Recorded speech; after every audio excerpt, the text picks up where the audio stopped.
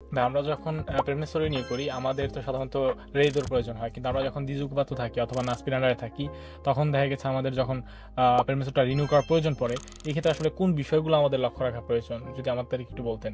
তুমি বলতে চাচ্ছ এরকম যে কাজ নেই জি, বাট পেরমিসো রিনিউ করা দরকার, দরকার। তখন আমরা কি করতে পারি? হ্যাঁ, আমরা তো সবাই জানি যে অবশ্যই যখন কাজ নেই তখন পেরমিসো লাবোরো সুবর্দিনাতোর বাইরে গিয়ে আত্মীয় ওকুপাচ্ছিওনের আবেদন করে আমরা পেরমিসো পেতে পারি 1 বছরের জন্য, সবাই জানি। এই ক্ষেত্রে আমরা সবাই একটা বিষয়ে অবগত থাকবো, যেহেতু যখন কাজ আছে তখন দেই উনিলাভ জি, কন্ট্রাত্তো দি লাবোরো, যখন কাজ নেই তখন কি দিব? তখন দিব দিদ। আচ্ছা। হ্যাঁ, এই জিত সার্টিফিকেটটা হ্যাঁ, কিরকম ভাইয়া? হ্যাঁ, তুমি এটা ভালো বলেছো যে এটা আসলে কি, এটা হচ্ছে তোমার dichiarazione di immediata disponibilità।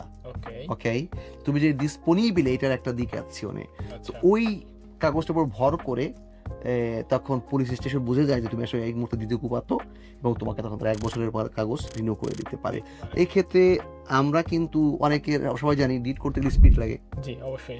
Speed না থাকে তখন কি করব? কি করবো? এই ক্ষেত্রে আমি আমাদের যারা ভাইরা আছেন যারা এই অবস্থায় আছেন যে আপনার স্পিড নেই, কারণ হয়তো আপনি রেসিডেন্স করেননি, কিন্তু ইন দ্য মিন টাইম আপনার প্রেমিসেস কাজ হয়ে গেছে, তো রেসিডেন্স না করার সম্ভাবনা আরও বেড়ে গেল, তো আপনি এখন ডিট কীভাবে পাবেন? এটা আপনাদের হতে পারে প্রশ্ন।